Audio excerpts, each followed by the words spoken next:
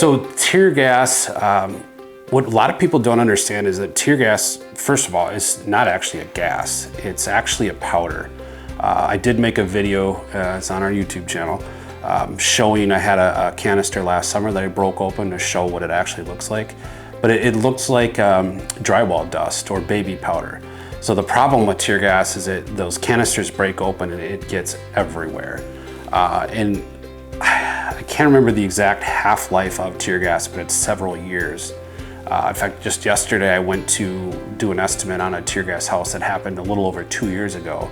And it was, what, -2 degrees yesterday when I went in this house, and I walked in and I could feel the tingles on my cheeks. It wasn't as bad as if it was warm out, because the heat actually helped CS gas spread.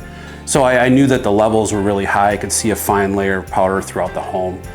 So there you go, it's cold out and it's 2 years past and it was still effective. So the steps to remove tear gas is similar to fentanyl and meth cleaning.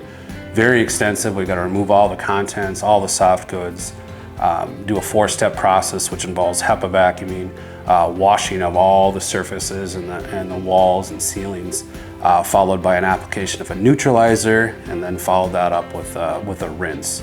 And the only way to really tell if it's gone is we have the client come back in and have them spend some time in the house, and if they don't react after 30, 60 minutes, at that time we'd feel that it's considered cleaned.